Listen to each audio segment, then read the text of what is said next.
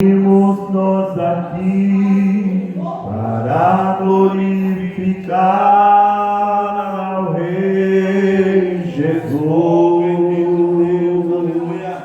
Reunimos nós aqui para glorificar ao Rei Jesus.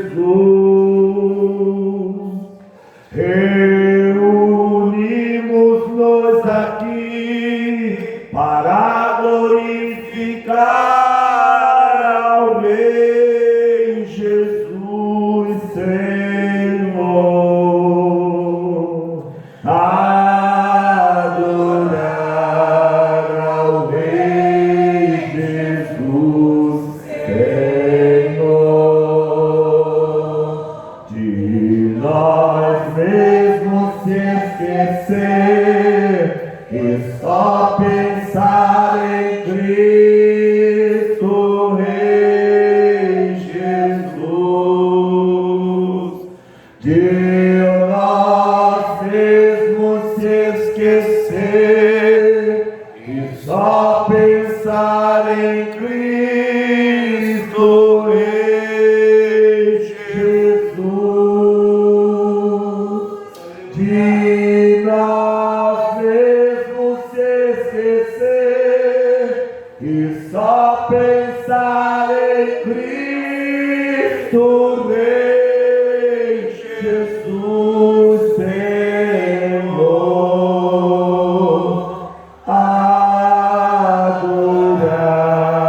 ao Rei Jesus, Senhor.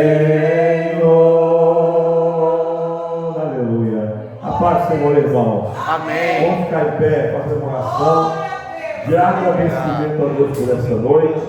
Estamos retornando a nossa noite de estudo bíblico, a segunda-feira, depois de um longo período em que nós travamos este culto de ensino, culto de estudo da palavra de Deus, às segundas-feiras, que estavam somente na forma online, fazendo videoaula. Sábado de hoje estamos retornando e também vai sendo gravado, Nós vamos estar gravando esse culto, essa noite de estudo, e estar depois ali postando no nosso canal do YouTube para o uso ali daqueles que têm acompanhado sempre os nossos vídeos ali.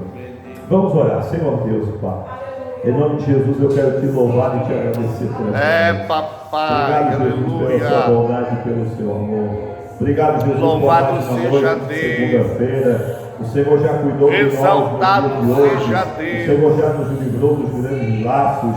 O Senhor já nos deu grandes vitórias. O Senhor já nos ajudou, já nos abençoou. E estamos aqui alegres nessa noite. Aleluia. Obrigado, Senhor, pela tua bondade. Obrigado pela tua dádiva. Fica conosco, abençoa esta aula, abençoa a mente dos teus servos. Nos ajuda, Senhor, a compreender a tua palavra, nos revela o teu querer, para a glória e louvor do nome de Jesus. Amém. Podem estar sentados por bondade, nós vamos louvar o hino da harpa, o hino 93. Com esse hino nós vamos ofertar. Eu já quero avisar para os irmãos que retornamos hoje às nossas aulas, e nós vamos agora fazer assim, toda a oferta da noite da segunda-feira, do estudo bíblico, ela vai ser destinada para o caixa da escola bíblica, Nossa escola bíblica. Então, essa oferta de hoje ela vai ser destinada à escola bíblica. A irmã Maiara é a nossa supervisora, aí, podemos dizer assim.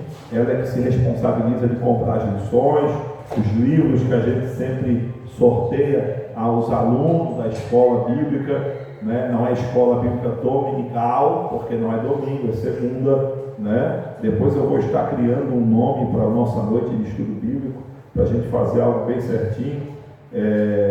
Mas então vai ser assim, nós vamos organizar, e as ofertas de hoje, da segunda noite, a partir de hoje, todas as ofertas, elas vão ficar sendo responsabilidade da irmã Maiara coletar ali, fazer a contabilidade, os obreiros colhem e ela junta, soma e coloca no caixa da escola bíblica, porque daí esse dinheiro vai ajudar na compra dos livros que a gente abençoa os irmãos, né?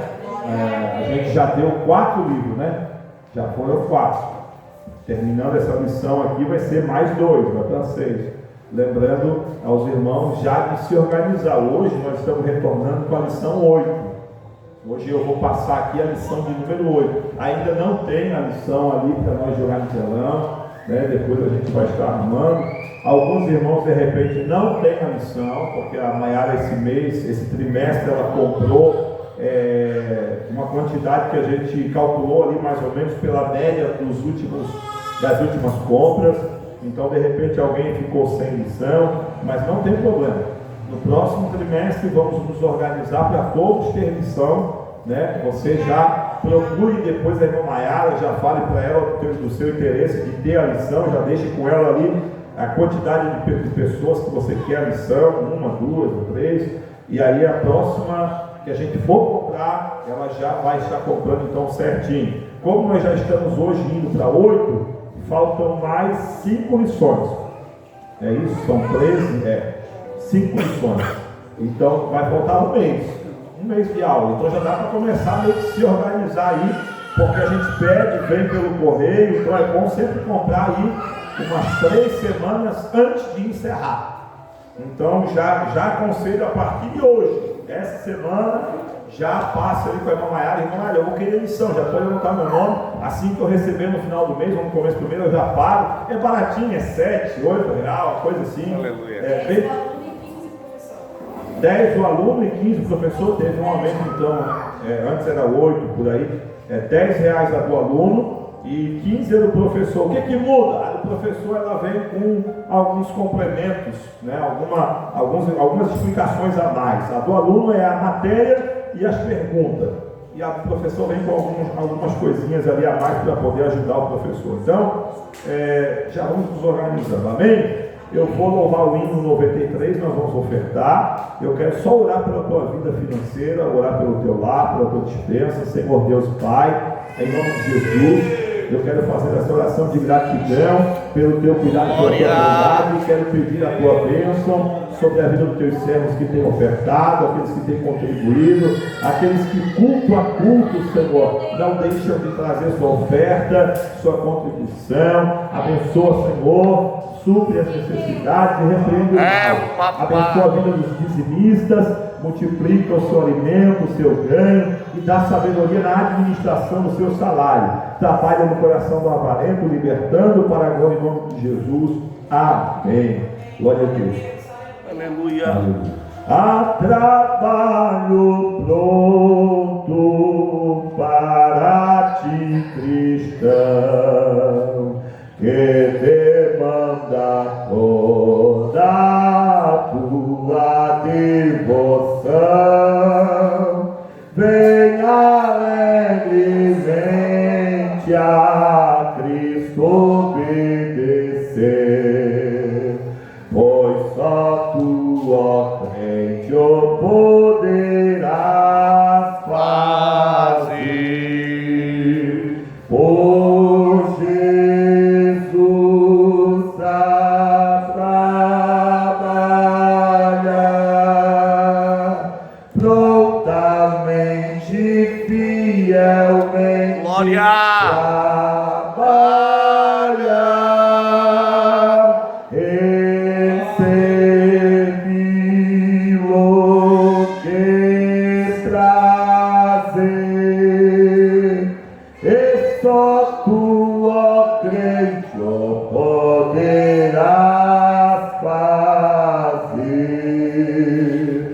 Para cada crente o mestre preparou um trabalho certo quando resgatou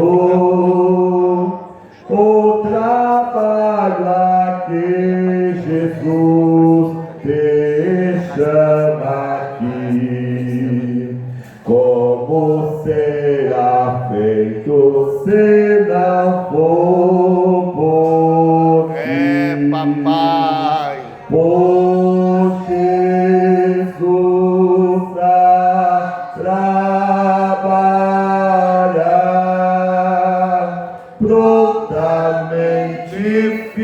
fielmente trabalha em servi-lo, que prazer, e só tu, ó crente, o poderás fazer. Pode ser humilde, mas se for pra Deus, Ele é contemplado lá dos altos céus. Eu esforço feito não será em vão, se tiver de Cristo plena provação. Por Jesus a trabalhar,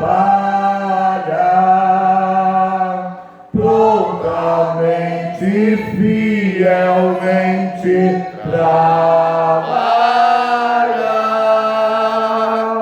em servi-lo,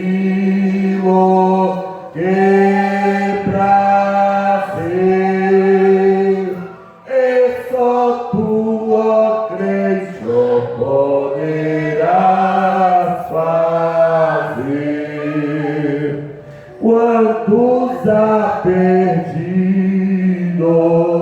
sem a salvação, quantos que precisam de consolação,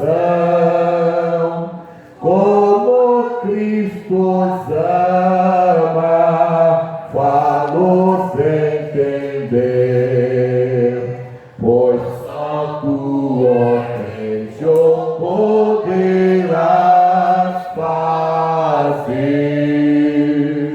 Por Jesus a trabalhar,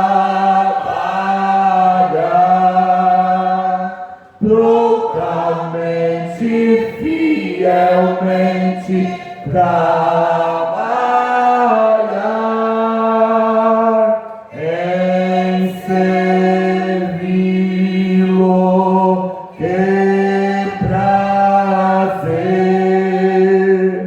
e só tu, ó crente, o poderás fazer. Glória a Deus. Aleluia. Maravilha. Queridos, nós vamos então entrar na lição. Aleluia. Hoje à tarde eu fiz uma gravação da lição de número 5. Hoje à noite eu já vou estar jogando ela para o canal ali. Amanhã os irmãos já vão poder estar acessando para poder acompanhar. Eu sei que não são todos que têm visto, né? Eu sei que de repente alguns nem viram nenhuma, nem dessa, nem da outra, né? Desse trimestre, nem do outro. Mas seria bom que os irmãos se esforçassem para acompanhar, até para não perder o fio da lição, o entendimento. Essa lição, essa lição desse trimestre é muito boa, é uma lição muito boa. O tema central dela é os princípios divinos em tempos de crise. Foi uma lição colocada especialmente dentro da situação que nós estamos enfrentando, uma temática providencial. E o autor aqui dessa lição ele foi feliz. Fala sobre a reconstrução de Jerusalém e o avivamento espiritual como exemplos para os nossos dias. Depois de tudo que nós estamos vendo, nós precisamos de verdadeiros homens e mulheres aí dispostos a se esforçar pela obra do Senhor, especialmente pela nossa vida, pela nossa casa, pela família. A lição de hoje à tarde que eu fiz, a lição de número 5, foi falando sobre a reconstrução do templo, né? A reconstrução do templo através de Zorobabel. Uma lição muito boa. Tive 45 minutos aproximadamente ali, e é uma lição que tem uns pontos muito interessantes e que falam conosco. Depois você vai ver, a videoaula ficou muito boa, depois você vai ver e vai aproveitar. Nós vamos gravar ainda a lição de número 6 e a de número 7. Eu vou estar gravando essa semana, vou estar jogando para o canal, aí vai ficar todas as lições até a de hoje. Então, quem não acompanhou ainda, dá tempo de correr lá acompanhar, para você poder entender o que eu vou começar a falar aqui. Está no YouTube. Todo mundo que tem um celular tem acesso ao YouTube. Se você não souber como entrar lá, me pergunte que eu te ajudo a entrar. Se você não souber o meu canal, é um canal meu que eu criei na época que eu estava em Minas, estou usando ele por enquanto. Depois nós vamos arrumar essa questão do som, nós vamos fazer um mezanino, arrumar tudo. Eu quero comprar depois uma câmera para a igreja, nós vamos deixar instalada, para gravar as videoaulas, para gravar um culto ou outro. Eu não vou ficar monitorando o culto, porque eu não gosto muito disso. Mas nós vamos gravar, pelo menos as pregações. Gravar o culto, edita, pega a pregação, joga lá. Vamos fazer um canal do YouTube da igreja para jogar lá. Porque, irmão, é tecnologia. Hoje está todo mundo navegando. Do pequeno ao maior, do mais novo ao mais velho. Por que nós não podemos usar? Se o diabo tomou conta e está usando para fazer o que ele quer para destruir, a igreja precisa tomar conta e entrar para também pregar. Nós não vamos ficar se aparecendo. Eu não sou daquele de ir para o YouTube, de ir para Facebook e ficar fazendo videozinho para me mostrar. Mas nós podemos usar para propagar o Evangelho. E nós vamos usar. É uma ferramenta que nós vamos usar. Porque tem pessoas que às vezes não tem como vir aqui e gostariam de ouvir a nossa mensagem. Então a gente joga lá e eles ouve quem quer. Vai entrar lá quem quer mesmo. Você quer compartilhar para alguém? Tem alguém, um parente que você quer mostrar uma mensagem que foi pregada que foi boa? Dá para jogar. Está evangelizando alguém? Eu queria saber como é que o pastor prega. Tem um vídeo dele pregando lá. Pode mostrar lá para ele. Não, meu irmão. A gente sabe que na mídia a gente vai estar exposto. Lá as pessoas vão poder ficar mandando mensagenzinha que não gosta, tal, falando besteirinha. Nem aí, a gente vai botar lá com o intuito de propagar o Evangelho. Amém? Então, dito isso, vamos à lição. A lição de hoje, relembrando mais uma vez, lição número 8, né? As causas da desunião devem ser eliminadas. Só para eu saber quem comprou a lição. Amém. Irmã Josi, tá, então, né, poucos têm a lição, a maioria não tem. Uma grande parte aqui hoje não tem. Alguns irmãos não estão conosco.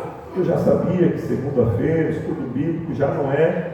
O pessoal já no culto vem, mas no estudo bíblico já fica meio assim, né? Mas amém por isso.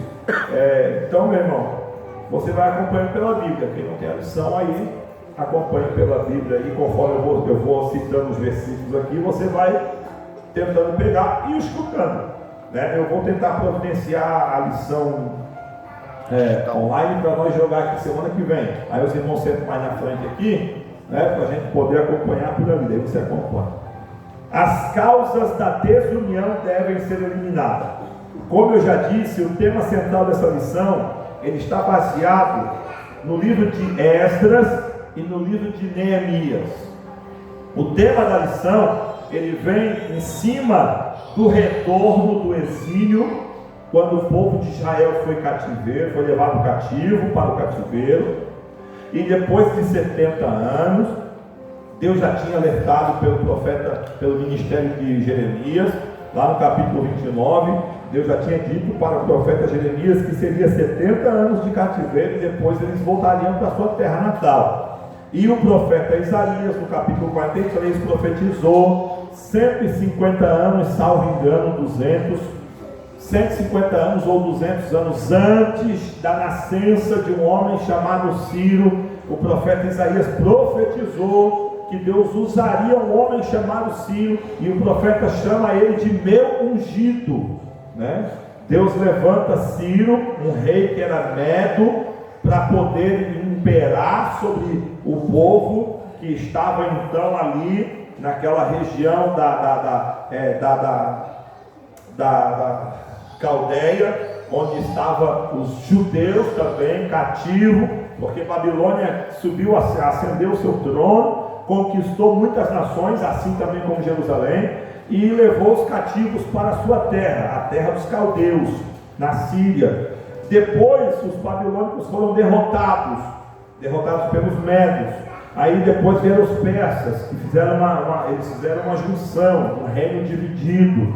né? Então teve 2 reis persas, 2 reis medos e 2 reis persas, não me falha a memória, Artaxerxes e Xerxes, Ciro e Dário, 2 reis medos e 2 persas. Então, no reinado de Dario, o povo foi liberto. A primeira leva, Deus faz menção da libertação através de Daniel. Daniel, já velho, lendo o livro do profeta Jeremias, ele relembra que o Senhor falou que seria 70 anos, e ele vendo que já estava cumprindo-se os 70 anos, ele faz uma oração, Deus o atende, levanta Ciro dá o veredito autorizando o retorno do povo para a sua terra natal. Só que ele libera, quem quiser voltar, vai voltar, sob o comando de Zorobabel. Ele coloca Zorobabel como um governador. Aí Zorobabel vem, eu não me lembro ao certo agora, eu não fui pesquisar essa numerologia, mas eu creio que foi em torno dos 40 mil que vieram com Zorobabel na primeira vinda, no primeiro retorno. Nem todos quiseram retornar. Então Zorobabel ele vem com autorização do Ciro, ele vem com cartas para poder ir passando nas cidades que eram também cidades subjugadas pelo Império Medo-Persa, né? E que ficaram de herança do Império Babilônico, e ele vinha passando, pegando materiais, pegando coisas que ele poderia utilizar para reconstruir a cidade de Jerusalém.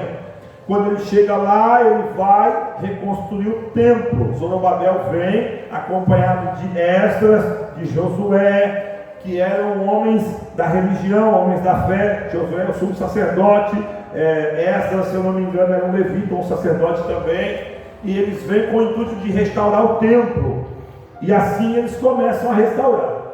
A lição de hoje eu falei sobre a restauração do templo. Ela ficou parada por 15 anos, depois ela foi retomada. Deus levantou o profeta Ageu e o profeta Zacarias para profetizar para Zorobabel, para Josué e para o povo, porque depois de um período que eles estavam trabalhando na construção do templo, se levantou os inimigos. Isso nós vimos na lição de número, a lição que tu deu a 3, né? Foi na lição número 3, falava sobre essa questão, a oposição, né? Então, Sambalate, Tobias, alguns samaritanos que se levantaram para impedir a construção, Sambalate e Tobias, ele se levantou contra Neemias para impedir a construção dos muros. Aqui foram alguns samaritanos, junto com alguns povos ali que moravam na redondeza em volta de Jerusalém, que se opuseram à reconstrução do templo, mandaram carta para o governador daquela província, e o governador, por sua vez, mandou travar a obra. Então o povo se entristeceu com essa ordem de parar, e cada um foi para sua casa e começou a cuidar dos seus negócios. Na lição de hoje eu falei mais sobre isso. E aí o povo ficou nesse período de estagnação, paralisado, e passou-se 15 anos e o templo fechado. Aí Deus levanta um tal de Ageu, e Ageu vai lá e profetiza: é tempo para vocês ficar parados nas vossas casas, cuidando dos vossos prazeres, enquanto a minha casa está deserta, empoeirada. Aí o povo se desperta, daí o povo volta à reconstrução do templo, e aí então a obra começa e vai até o seu fim. Então, queridos, só que em meio a isso, os inimigos dessa obra, os inimigos dos hebreus, não se contiveram e ainda tentaram de diversas formas trabalhar para não deixar que esse povo novamente se fortalecesse como uma nação firme, solidificada e unida. Então a lição número 8, vamos falar sobre as causas de desunião que precisam ser eliminadas. Estiveram lá no meio do povo, naquele período em que eles estavam trabalhando para reconstruir o templo, tanto o templo quanto os muros, né? Porque o primeiro, Zorobabel, com a primeira leva, veio para reconstruir o templo, e o segundo, que é Neemias, com mais uma parte de povo, veio para reconstruir os muros, né? Primeiro o templo, depois os muros, para poder então fechar a cidade. E todos os dois enfrentaram oposições. Nós vamos falar então aqui, o texto áureo da lição está em Salmo 133. É um texto conhecido. Ó, quão bom e quão suave é que os irmãos vivam em união. Esse é o texto áureo. verdade prática da lição: a união não faz a força, a união é uma força indispensável para a igreja, é um testemunho diante do mundo, é um estímulo para o crescimento da obra de Deus. Então a verdade prática vem trazendo que a união ela é indispensável, ela é a força motriz que move a igreja, é necessária e é indispensável, e essa união testifica para quem está fora, né, que a igreja, a obra do Senhor é o melhor lugar para se estar. Então nós precisamos trabalhar nesse conceito, o conceito de estarmos unidos, de estarmos firmados, de estarmos solidificados. E o diabo é o primeiro opositor a isso. O diabo é o primeiro a trabalhar contra a união da igreja. Pode se unir macumbeiro, pode se unir espírita, pode se unir às escolas de samba, para fazer o samba delas, pode se unir político, mas igreja não. Quando a igreja começa a se unir, quando o trabalho começa a ficar bom, quando as pessoas começam a compreender o seu lugar dentro da igreja, e começam a fechar as brechas, e começam a fechar o coração para a seta do diabo, o diabo enfurece, né? Ele fica enraivecido, ele fica babando o seu veneno maligno contra a igreja. Então a leitura bíblica em classe hoje está em Neemias, baseada no livro de Neemias. Neemias 5, do versículo 1, pula para o 6, aí do 6 nós vamos ler até o 12, né?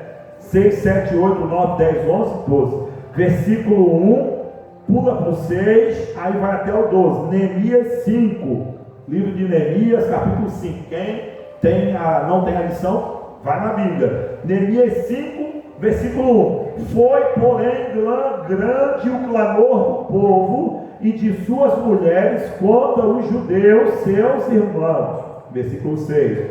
Ouvindo eu, pois, o seu clamor e essas palavras, muito me enfadei e considerei comigo mesmo no meu coração.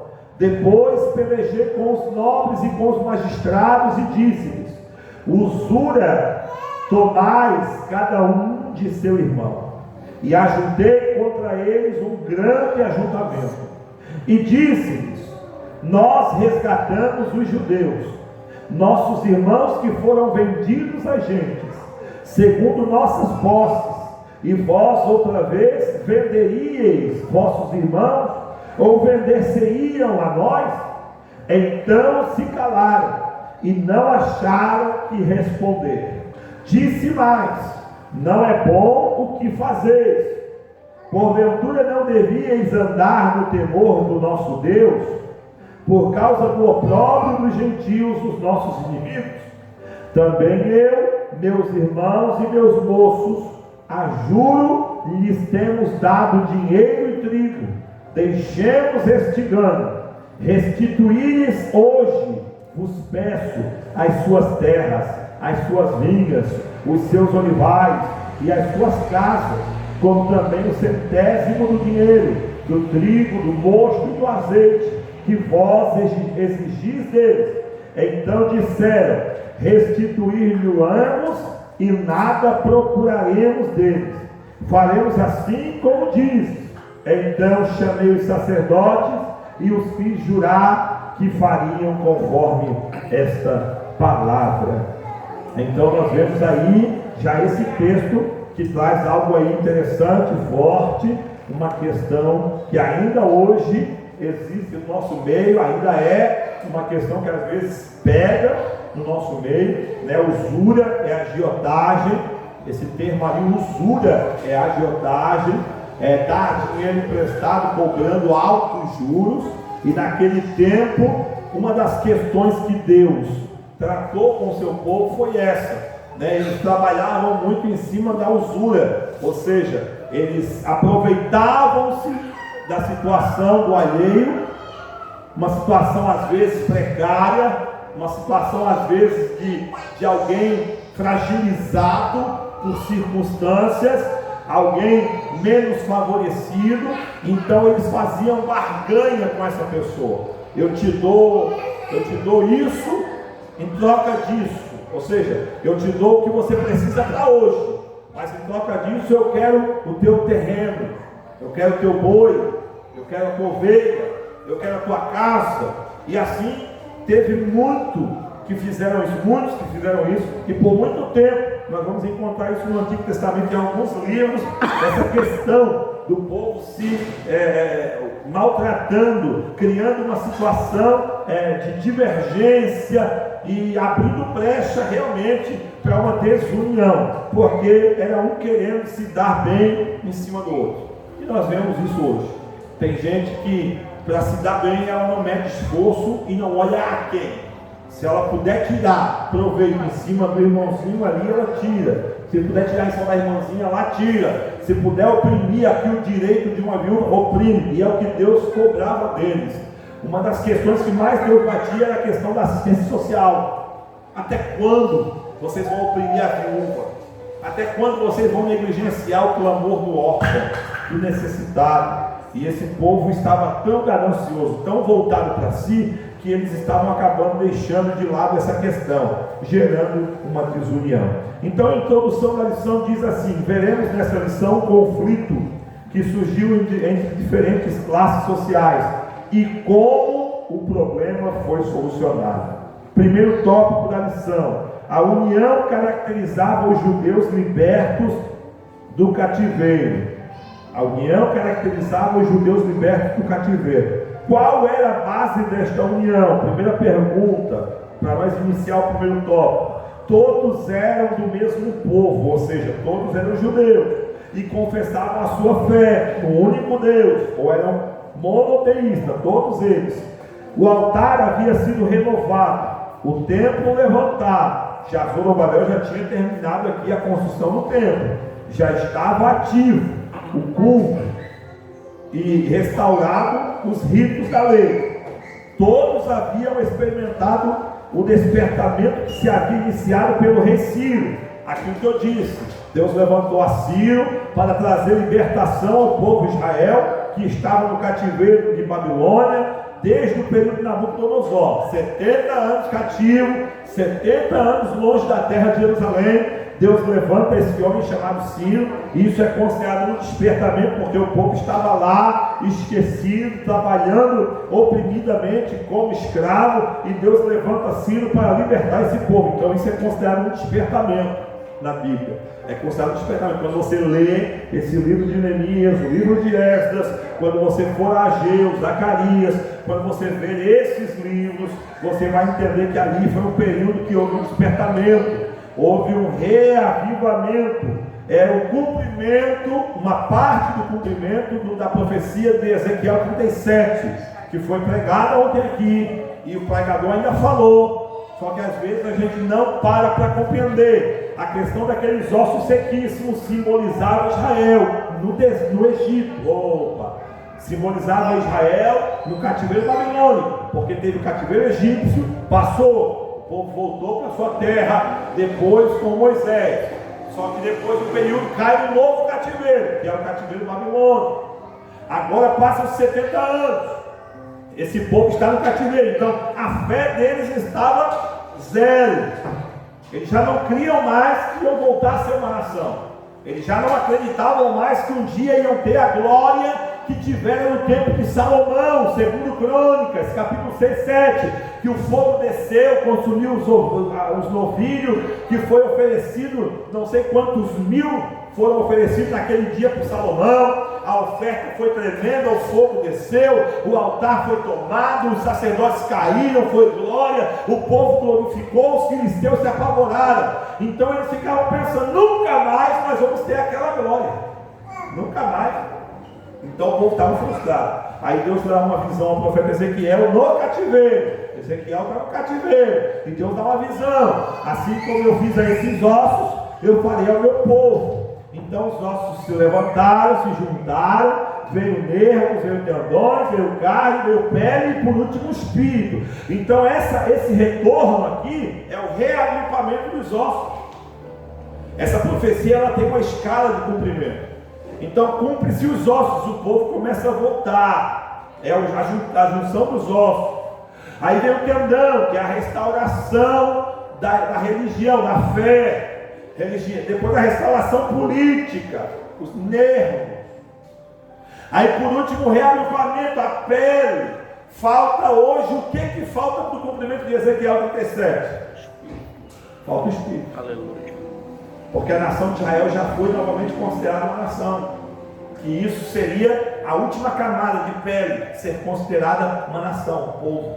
Quando aquele exército estava pronto, carne e ossos juntos, a carne, os nervos, a pele, estava tudo formado. Você olhava o exército de corpos, mas estavam inertes, sem vida. É assim que está Israel hoje, já está agrupado. Muitos estão voltando, há um retorno, né? Porque houve a diáspora, que é a saída, o povo judeu saiu, e saiu por diversas vezes. Agora eles estão retornando. Esses últimos anos é só retorno de judeu para a sua terra natal. Agora o que falta é o derramar do Espírito. Isso vai acontecer por último, depois que a igreja for tirada da terra. Depois que aconteceu o arrebatamento da igreja, aí os olhos do Senhor vão se voltar novamente para Israel. E aí vai se cumprir então a profecia no total. Então, queridos, para nós voltar na lição, todos haviam experimentado esse despertamento. Eu estou aqui no primeiro tópico da lição. Todos haviam experimentado e todos haviam cooperado ativamente para a restauração da cidade, tanto do templo quanto dos muros da cidade total.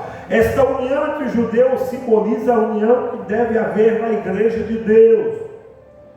Também na igreja há muitas coisas unificantes. Todos experimentaram o novo nascimento.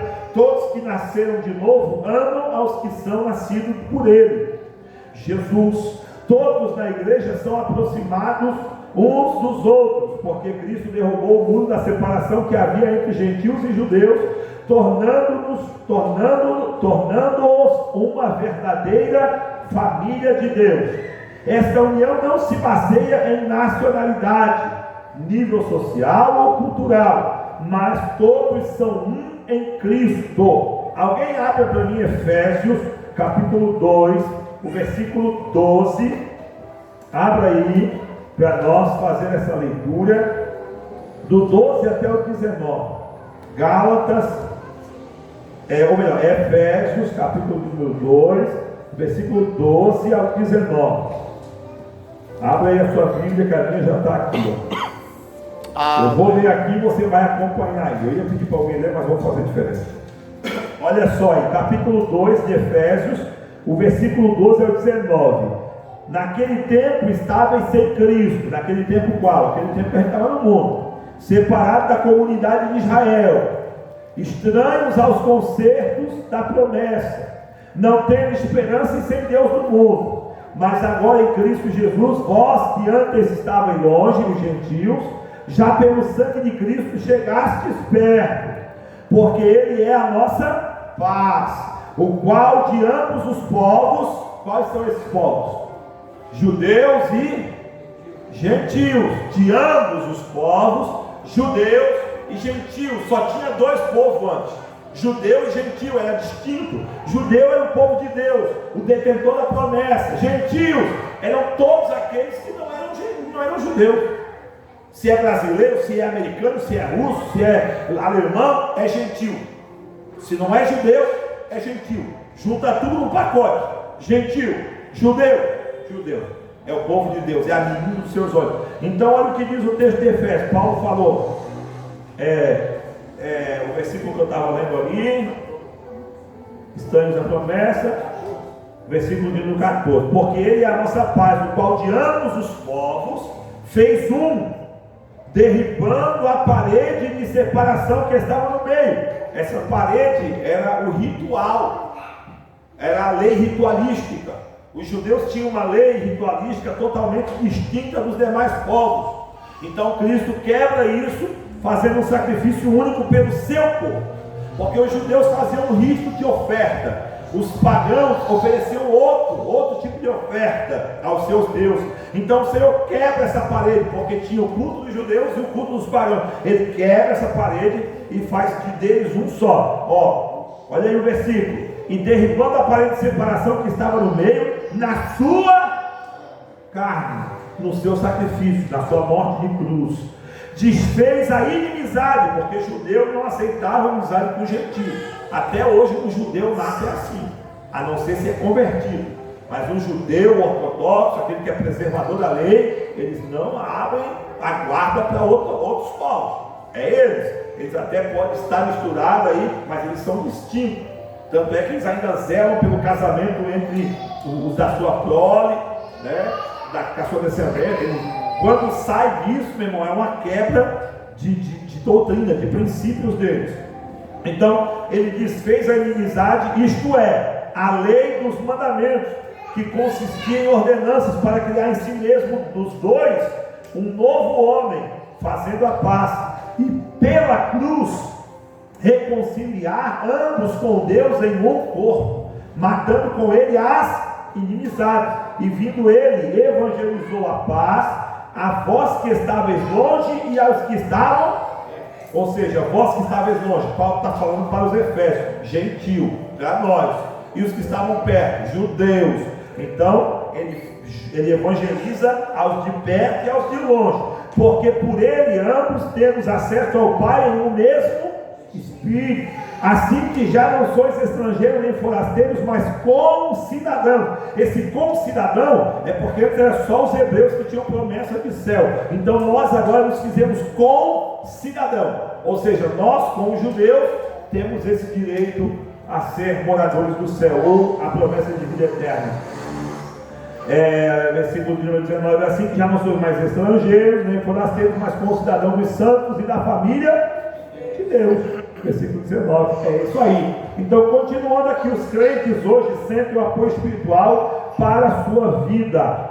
Muitos crentes vivem cercados de pessoas que são contrárias à sua fé. Isso no trabalho, no colégio, às vezes até na mesma família, porque às vezes um se converte, o outro não. Aí fica aquela questão. É por isso que o Cristo disse: eu não vim trazer paz, eu vim trazer espada. Por que Jesus disse que veio trazer espada? Porque quando o evangelho entra numa casa, lógico, se todos não forem atingidos pelo evangelho, causa divisão. Se uma mulher se converte e o marido não, fica rachado. É brigar, João sabe disso, uma Clarice sabe disso. Então, racha, é espada, isso é distinto. O evangelho, ele distingue isso. Não tem como fazer amalgamar aqui, juntar. Não tem como fazer uma aliança de um crente com um não crente num princípio. Você pode até conviver, mas não tem como fazer junção de princípio. O não crente tem um princípio, nós cristãos temos outro princípio. Não dá como andar junto atrelado. Meu Deus, não tem como. O ímpio sempre vai puxar para o lado do paganismo. E você, com princípios, pode não querer forçar a barra para o lado dele, mas você vai manter o seu princípio. E aí a tendência é o quê? É o ímpio sempre te puxar. Porque ele vai investir contra você, usado pelo diabo, na malícia do seu pensamento. Ele vai te alfinetar, ele vai te cutucar, ele vai mexer com a tua fé, ele vai lançar palavras para tentar te lançar dúvida, desabonar a tua fé. Então, irmão, é uma coisa muito distinta. Então muitos crentes vivem cercados de pessoas que são contrárias à sua fé, são alvo de crítica, de isolamento, ou seja, no trabalho, na escola, na família. Riqueza então é chegar à igreja. A riqueza para o cristão é chegar à igreja e encontrar o ambiente fraternal e a união que predomina entre os irmãos. Ouçamos o que diz o salmista: quão bom e quão suave é que os irmãos vivam em união. Então, queridos, essa é uma questão que nós precisamos trabalhar. Eu preguei aqui na nossa última consagração, preguei em Atos dos Apóstolos, capítulo 2, falei sobre coinonia, comunhão. Eu bati nisso, tenho batido, cada culto aí a gente tem tentado sempre dar uma pincelada em alguma coisa desse tipo, porque a igreja ela precisa voltar a esse princípio, irmãos. Por muitos anos se deixou de trabalhar nessa questão, e o diabo se aproveitou e foi entrando, e foi lançando suas sementes malignas, e nós como igreja acabamos nos deixando levar, e aí cada um foi criando os seus princípios, e foi caminhando pelos seus caminhos, e nós nos tornamos uma igreja rachada. Foi o que aconteceu com o povo de Israel quando estava em Jerusalém, retornado do cativeiro, e a ordem de Deus era reconstruir o templo, mas por um levante do diabo, por uma investida nos opositores da reconstrução, eles não tiveram sabedoria de buscar a Deus, de pedir direção, para poder saber como lidar com a circunstância. Eles aceitaram o que foi imposto, se acomodaram. Eu falei isso na lição de número 4. Você pode ir lá pesquisar depois e ver. Eles aceitaram. A ordem foi dada pelo imperador maior Ciro. E a ordem que foi dada para parar a obra foi dada pelo governador, não era o imperador, era o governador, era alguém baixo. Era alguém que estava abaixo de Ciro. Então, meu irmão, por lógica, a ordem do imperador não podia ser cortada, a não ser por ele mesmo. Mas os judeus nem se preocuparam com isso, nem deram conta disso. Eles simplesmente largaram as ferramentas e pararam. E às vezes nós fazemos a mesma coisa. Às vezes no primeiro levante do diabo a gente aceita, fica com medo e dá passo atrás. Nós precisamos ter sabedoria. Nós precisamos buscar de Deus discernimento. Porque a obra do Senhor, meu irmão, é algo que é extraordinário. Precisa de mão de obra, mas é algo extraordinário. Porque Deus, ele se faz presente no meio dela. E os seus servos, os obreiros dessa seara, não são só, sempre estão acompanhados e sempre munidos da manifestação do Senhor. Então vamos lá. Na igreja, levamos as cargas uns dos outros. Gálatas 6, versículo 2. Deve ser assim. Levai as cargas uns dos outros. Vamos ver Gálatas. Abre a sua Bíblia aí comigo, Gálatas 6. Capítulo número 6, versículo de número 2 de Gálatas. Você que pode, abra. Diz aí o texto, ó, levai as cargas uns dos outros, e assim cumprireis a lei de Cristo. Para nós cumprir a lei de Cristo é simples, amar a Deus sobre todas as coisas e amar ao próximo como a si mesmo. Então quando eu levo as cargas uns dos outros, que cargas são essas? É eu entrar na vida do meu irmão, é eu ir lá e bisbilhotar a casa dele, é eu querer ir lá me meter no problema dele. E não, meu irmão, essas cargas, às vezes é as fraquezas, é as fragilidades. Porque às vezes eu me dou com o problema de um jeito, Rafa. Às vezes eu tenho uma certa força, eu consigo lidar com a situação. Mas às vezes o franceildo já não vai ter a mesma atitude que eu. Às vezes, dependendo uma situação que eu passaria tranquilo, ele já não vai passar. Ele vai dar uma fraquejada, ele vai dar uma capengada. Aí eu preciso levar essa carga dele. É isso que é levar a carga. Aí eu preciso me colocar do lado dele e dizer, não, varão, não vai parar não. Vamos lá, varão. Eu estou aqui para te ajudar. Eu compreendo a tua situação. Não pegar e tocar mais pedra no saco dele. Que ele já não está conseguindo carregar aquele saco. Se eu chegar lá e começar a colocar mais pedra em cima, acusando, dando de dele, falando que ele é fraco, frouxo dele, aí eu vou fazer com que ele estoure de vez. Então eu preciso ter esse entendimento. Eu estou falando de irmão, eu estou falando de igreja. Aleluia. Está entendendo? Estou falando de comunidade. Porque às vezes tem membro que quer ser o pastor. O pastor tem um papel. O meu papel, sim, eu cobro, eu estou chamado com a direção de Deus, com a graça. Eu bato com a vara, mas eu tenho óleo. Está na minha mão. Aleluia. Eu posso fazer uma ferida para corrigir, porque se você for estudar o passo a passo do pastoreio, ovelhas rebeldes é quebrada a pata, é colocado tala. E aí é trazido ela para junto do pastor, para ela poder então aprender a ouvir a voz do seu pastor. É ovelha redia. que não entende a voz do seu pastor ainda, que não conseguiu gravar, que não conseguiu pegar essa afinidade, então ela fica meio arredia, aí o pastor toma essa atitude muitas das vezes. Então o pastor ele tem essa liberdade de dar cavalo, de puxar, de passar o óleo. Agora, ovelha que é ovelha, uma cuida da outra. Tem que se juntar, tem que se aquecer uma ao outro, tem que estar junto. E quanto mais junto, melhor, porque daí o lobo, o leão, o diabo, ele não vai ter como tragar, porque elas estão unidas. Então, queridos, é esse entendimento, levar as cargas uns dos outros, assim cumprir. Nós temos que compreender o nosso irmão. O teu papel é ajudar, é trazer ele para cá, é fazer com que ele se sinta bem de estar aqui. E aí aqui, uma vez ele estando aqui, aí Deus vai usar a pessoa do pastor, Deus vai usar na hora da pregação, Deus vai usar um profeta numa revelação direcionada, Deus vai fazer os seus meios para trabalhar com a pessoa. Mas você tem que estar junto com ele. Não sai daqui, fica junto, aqui é o teu lugar, vamos lá, vamos caminhar, vai dar tudo certo, Deus vai trabalhar a tua dificuldade, Deus vai te moldar, Deus vai te dar força para vencer. Essa é a forma, amém? Existem cargas que cada um tem que levar sozinho, mas existem também cargas em que podemos ajudar uns aos outros, que pensam na hora do aperto, saber que a igreja pode ajudar em essas coisas. Vamos lá, a união nos faz forte. Uma ovelha sozinha é facilmente arrebatada, mas quando está com o rebanho é protegida. Uma pedra sozinha pode ser levada ou jogada, porém quando estiver edificada dentro de um muro é mais difícil de tirá-la. Viu? Uma pedra só é simplesmente uma pedra, uma pintinha. Agora concreta ela no muro para ver. Fica difícil de arrancar. Tem que ser batido.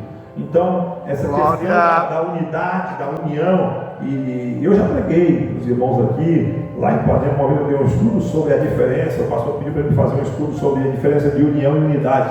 E eu trouxe lá numa quinta-feira um estudo sobre essa diferença. Há uma diferença de união e de unidade, e a gente precisa entender isso. Nós precisamos estar unidos, numa união firmada, fortalecida. Essa união é estar junto mesmo, estar junto, é estar tudo em comum, é ter essa aliança, porque daí o diabo ele olha e não consegue mirar um, ele mira todo, aí não tem, ele vai ter que bater em todos, não vai dar. Agora se ele consegue ver um separadinho ali, uma unidade,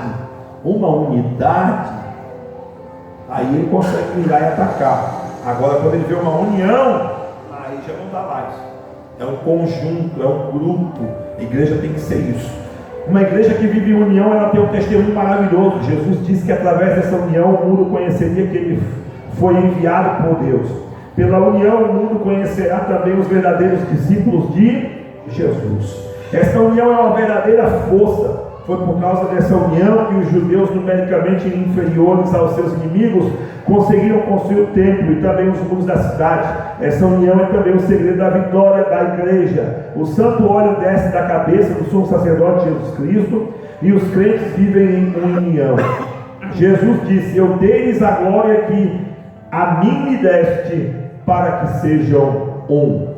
Esta passagem está lá em João capítulo 17, versículo 22, na oração sacerdotal. Sejamos, pois, um, assim como o Pai, o Filho e o Espírito Santo são um. O autor de Eclesiastes já dizia: o cordão de 3 dobras não se quebra tão depressa.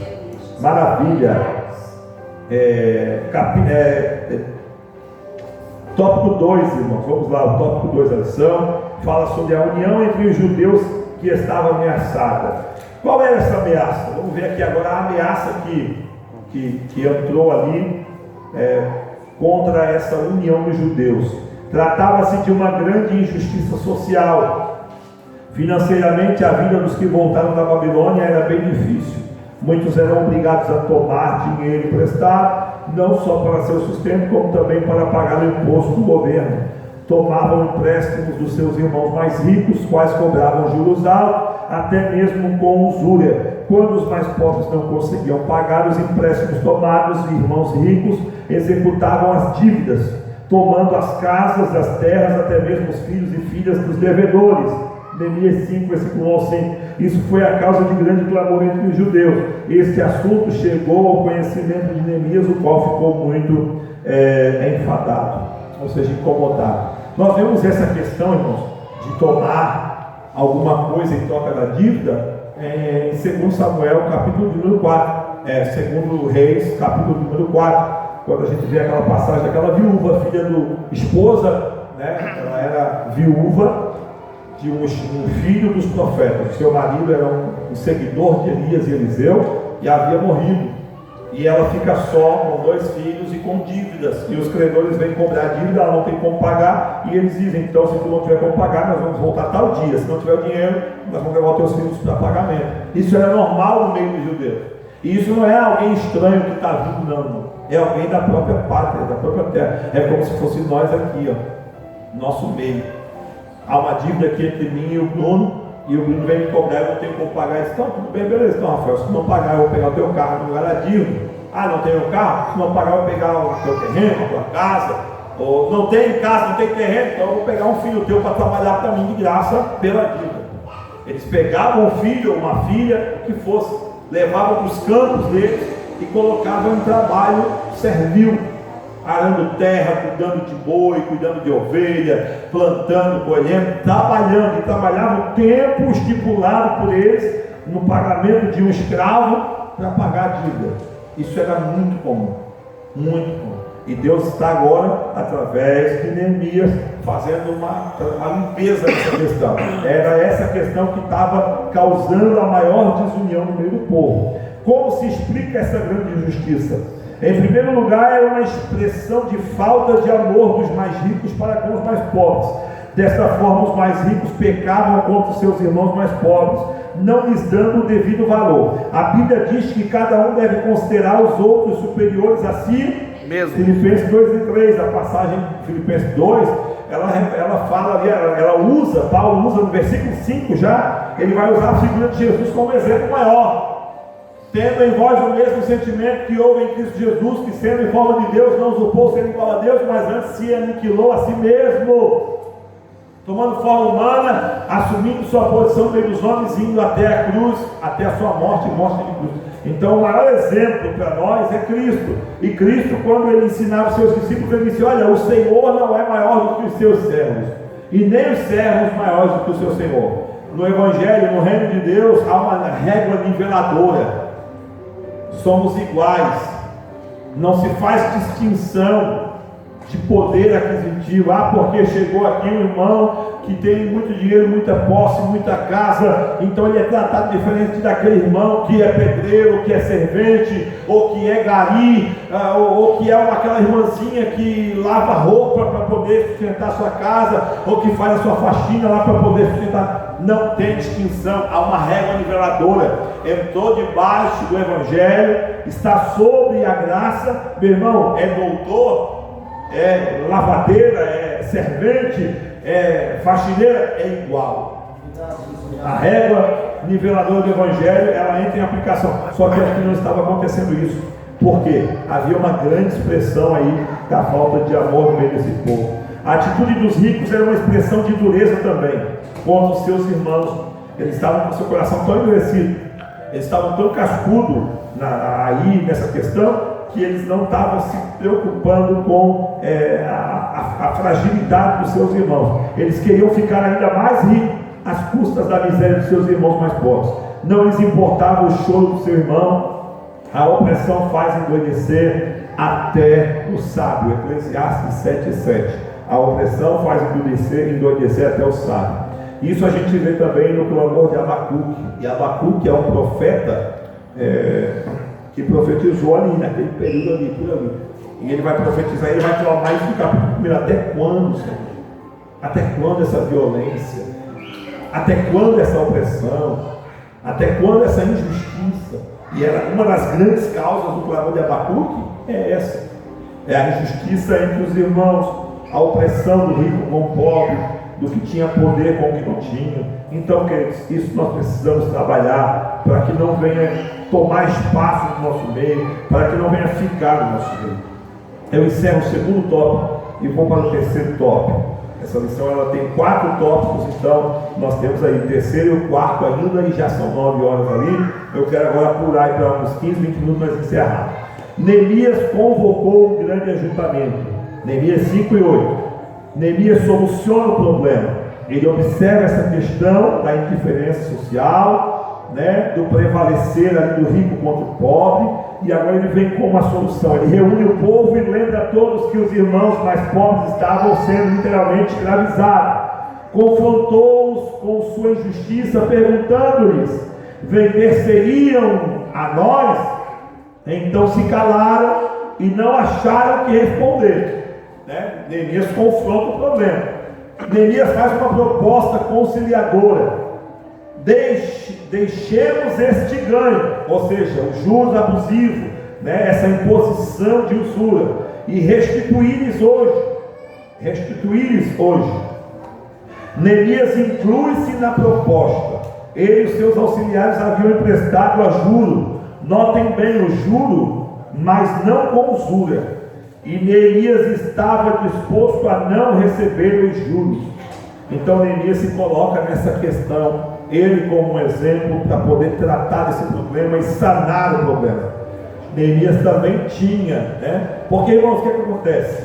Nessa volta do cativeiro, haviam pessoas que trabalharam, granjearam, construíram e conseguiram acumular bens. Não é que eles estavam vindo do cativeiro que todos estavam pobres, porém tinha alguns que não tiveram ânimo de trabalhar, não tiveram ânimo de juntar, estavam vendo praticamente uma vida escravizada já no cativeiro. E quando há libertação, eles vêm praticamente sem nada, com o que tem no couro, como a gente diz, uma mão na frente e outra atrás. Chegando lá, os que tinham se estabeleceram e começaram a fornecer ajuda para esses menos favorecidos, só que com grandes retornos, ou seja, não um juro considerável, vou te prestar aqui um dinheiro, e você me paga aí um jurinho, um pouquinho simbólico, só pelo fato de eu te dar esse dinheiro e ficar preparado, ao invés de eu usar ele para alguma coisa minha ali, tá? Uma coisa é você botar um jurinho, alguma coisa considerável, outra coisa é você forçar, você colocar algo abusivo, empresta 1.000 e cobra 2, era algo de um tipo assim. Então, Neemias, ele tinha também entrado nessa questão de fornecer um dinheiro ali com juros. O texto é claro ali. Só que ele para ser exemplo, ele abre mão também dessa cobrança desses juros. Então, se colocando ali como exemplo. A proposta de Neemias foi atacada. Restituí-los e nada procuraremos deles. Faremos assim como diz. Foi alguém que interpelou Neemias. Neemias fez com que jurassem diante dos sacerdotes que assim fariam. Ele chama os sacerdotes e faz um tratado perante ali os homens de Deus. Um ato simbólico de Neemias confirmou aquele juramento solene. Então aí ficou resolvida essa questão. Quarto tópico: a paz voltou a reinar entre os judeus. Surgindo um problema entre os irmãos, deve logo ser tratado com muita diligência, muita cautela. Quando o líder do povo foi ignorante, desinteressado ou negligente, o resultado poderá vir a ser uma contaminação grave. Faz parte das atribuições do ministro manter a boa ordem na igreja. Ele deve enfrentar os problemas com humildade, imparcialidade e com sabedoria de Deus. Neemias foi nesse sentido um exemplo para os que estão à frente da obra do Senhor. Assim como Deus fez com Neemias, Ele quer fazer com seus servos hoje. Isto é, Deus quer abençoar seus servos e confirmar as obras das suas mãos. Então nós precisamos entender aí essa questão, e também, é lógico, a liderança tem a sua parte, que é fundamental. Nós vemos, infelizmente, hoje, grandes desinteresses da parte da liderança. Nós vemos aí muitos líderes acomodados, sem se preocupar, de uma maneira totalmente negligente, deixando a igreja correr às soltas, e essa questão ela vai levando o povo, o povo a uma contaminação, vai deixando com que a igreja fique à mercê de uma ação e uma atuação do diabo, trabalhando de uma maneira para contaminar a mente dos irmãos, criando situações, criando picuinhas, levantando paredes de divisão, e a igreja vai se enchendo de grupos e panelas, quando nós precisamos trabalhar é pela união do grupo. Nós temos que acabar com aqueles que ficam forjando grupinhos, irmão. Não, aqui a gente não se dá com aquele lá, então se você quer meio assim, Eu creio, irmão, eu creio que a pessoa não chega a dizer assim, ó, se tu quer lidar comigo, tu não pode lidar com aquele lá. Ela não chega a dizer isso, Rafa. Eu acho que não. Isso é coisa meio que de colégio. Na época de colégio tinha isso.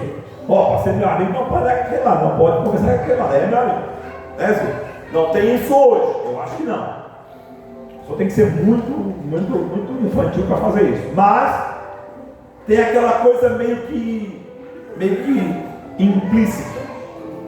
Ela vai trabalhando, porque ela tem uma certa situação, um certo preconceito contra alguém, né? E aí ela vai trabalhando na mente da pessoa que está do lado dela. Ela vai lançando algumas coisinhas, vai minando para essa pessoa do lado dela enxergar aquela terceira pessoa com o mesmo olhar dela, com preconceito. E isso tem muito, porque eu já tratei vários casos e ainda tem para tratar. Mas nós temos que trabalhar contra isso, você. Nós precisamos trabalhar de uma forma que a gente venha quebrar isso. Quando a gente vê alguém já querendo fazer uma jogadinha, o fulano vai dizer, não, vamos, irmão, vamos parar. Isso não pode estar consumido. Nós precisamos trabalhar nessa questão, irmão. Porque se começar a fazer isso, se eu começo, a Grace começa, o Tiago começa, o Rafa, acabou, acaba. Agora, se um ficar dando ouvido, aí sempre vai ter. Sempre vai ter um grupinho daqueles descontentes, daqueles que não estão aceitando a colocação, e aí vão ficar criando situações para poder a igreja ficar dividida. Então nós temos que trabalhar para a igreja ficar sempre numa união estável, firmada na rocha que é a palavra de Deus, que é Jesus. E essas pessoas, quando tentar fazer essas coisinhas, elas não vão conseguir, logo elas vão sair. Ou se converte para ficar, ou sai. O grupo tem que estar fechado, então não pode deixar essas coisas. É dessa forma que o Senhor tratou com o seu povo, quis que o seu povo andasse e o seu povo não fez. Vamos lá. Problemas relacionais devem ser tratados carinhosamente. Bem-aventurados os pacificadores, Mateus 5 e 9. A desunião representa uma obra da carne. Gálatas 5,19 fala sobre isso aí, irmão. Porfia, ira, dissensões.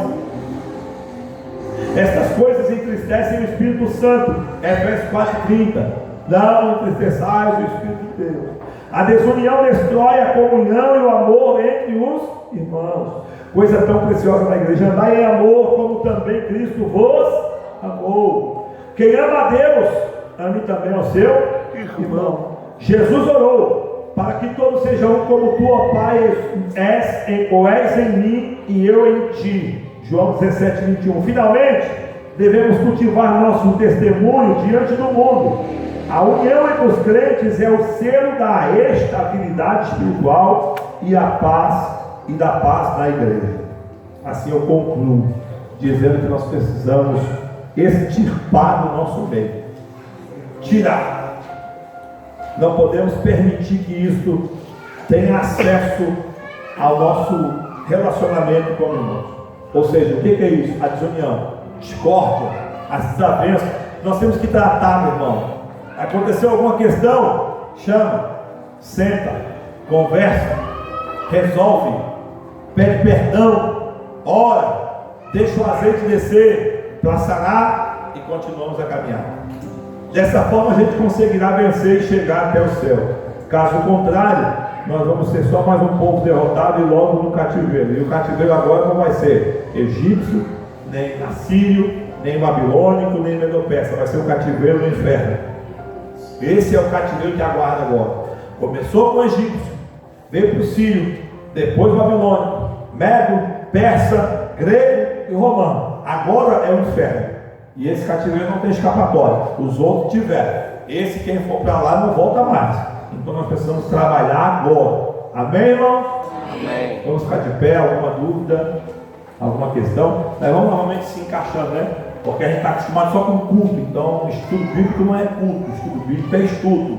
Não quer dizer estudo bíblico. No estudo bíblico você traz uma caneta, você traz um papel, um caderno, você faz anotações, você faz rascunho. No estudo bíblico você tem liberdade de levantar a mãozinha. Pastor, gostaria de perguntar sobre tal coisa daí da lição, sobre essa questão, esse tema e tal.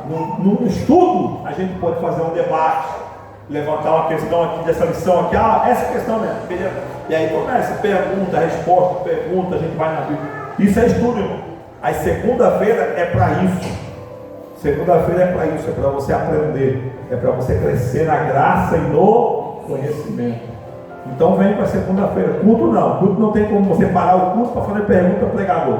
Culto começa o culto, louvor da harpa, leitura da Bíblia, algumas oportunidades, departamento de louvor, o pregador vem aqui, vai orar com você e vai embora. Estudo não. Estudo eu venho para cá preparar, não sei de tudo, mas eu venho preparado, Bíblia, lição, tenho o coração aberto, mente ligada. Aí você está aqui para aprender, então absorve, aproveita para absorver. Eu estou derramando o azeite, você tem que ser o vaso que está deixando o azeite encher. Deixa eu orar para você. Vamos orar para nós encerrar. Senhor Deus e Pai, em nome do Senhor Jesus Cristo, eu quero te agradecer por essa lição, por esta aula desta noite. Te louvar pela vida dos meus irmãos que aqui chegaram. Te agradecer pela tua fidelidade, pelo teu grande amor. Pai, em nome de Jesus, que esta palavra desta noite venha ficar gravada na mente dos meus irmãos. Aqueles que vão ouvir também esta videoaula posteriormente, que o Senhor possa abençoar, que o Senhor possa nos ajudar a andar em comunhão, a estar em unidade, a estar junto um com o outro, a ter um pensamento ligado em Cristo, Senhor, a deixar as indiferenças de lado, a ajudar um ao outro, a carregar as cargas uns dos outros, que sejamos um, como o Senhor é um, como o Pai, o Filho e o Espírito é um, que também sejamos. Pai, nos ajuda a melhorar, nos dá mais do teu amor, acrescenta-nos mais este amor, Senhor, acrescenta-nos a fé, acrescenta-nos, Senhor, esta bondade, este fruto do Espírito que muitas das vezes, Pai, está extinto no coração de muitos crentes. Que o Senhor possa nos encher da tua graça e do teu poder, e possa nos usar na terra dos viventes para a glorificação e exaltação do teu nome. Assim eu agradeço em nome de Jesus. Amém, queridos. Nós encerramos.